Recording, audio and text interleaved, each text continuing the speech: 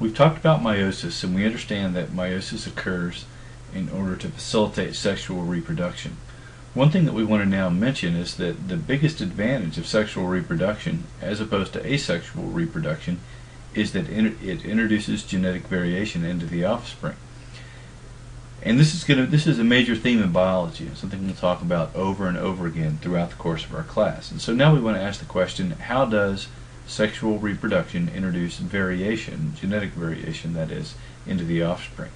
And to do so, we need to make sure we understand the concept of homologous chromosomes. I hope that we do from earlier in our class, or rather from earlier in our lecture in this chapter. But I want to make sure that we do, and so I want to look at our diagram of homologous chromosomes that we have on the screen.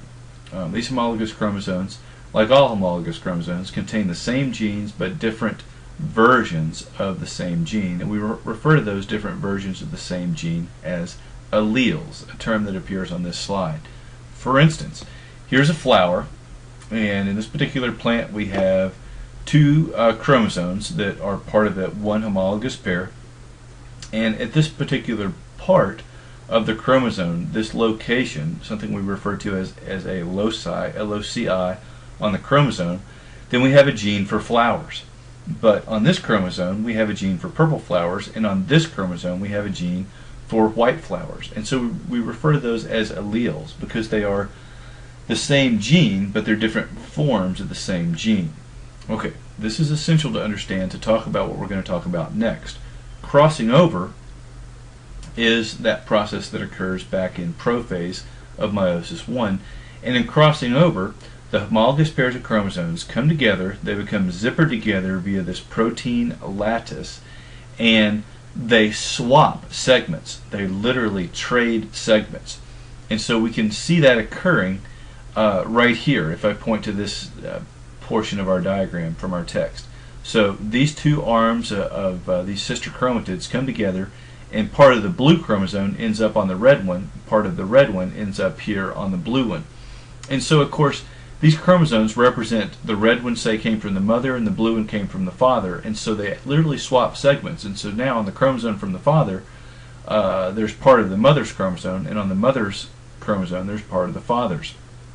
And remember, these are going to split at meiosis, and each of them are going to go to an egg if it's a female or a sperm if it's a male.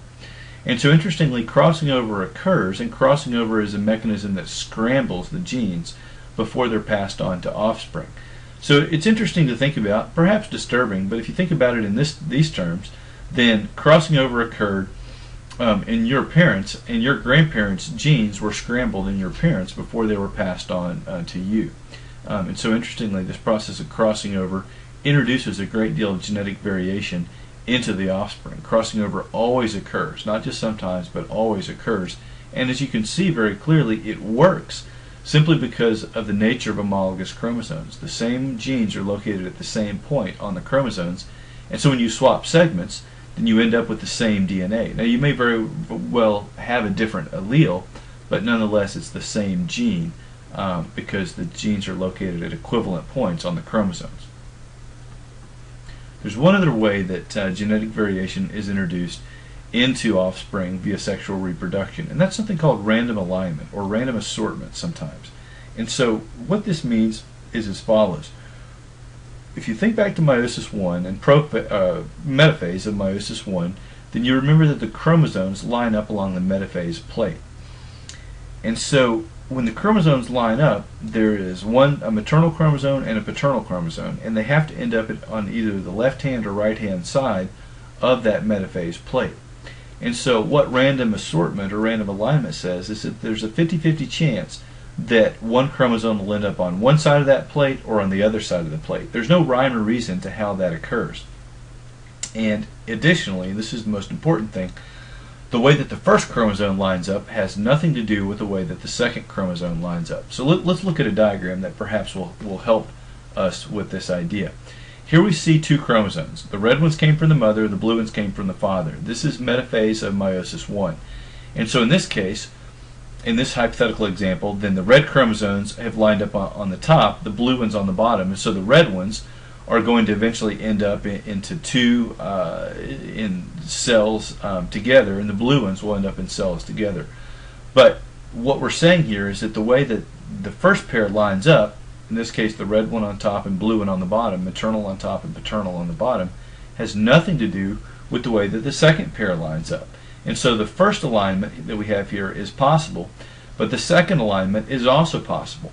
And so interestingly, there is this astounding number of possible genetic combinations that comes as a result of this process. If you think about human chromosomes, we have 23 pairs, and so the first pair lines up and all the other pairs line up independently of that. And so you are the result of this process. You are this interesting mix of chromosomes that came from your parents. Of course, those chromosomes came from your grandparents. The only way they got into your parents was from your grandparents. But when they were passed on to you from your parents, then those chromosomes lined up, and you didn't get all the chromosomes, say, from your grandmother or from your grandfather, but you got a mix of the two as a result of this process of random assortment or random alignment. So interestingly, these two processes, random assortment and random alignment, introduce a great deal of genetic variation into the offspring. The genes that we see on the screen here, in case you're wondering, they're not especially important to understanding this idea of random alignment, but your book uses them as an example of two genes that are very serious. HER2 is a gene that's associated with ovarian cancer, and BRCA2 is associated with breast cancer. And so BRCA2 positive means that you have this mutation that will increase the likelihood you'll get breast cancer, and HRE2 same way, and then the minus indicates that you don't have that.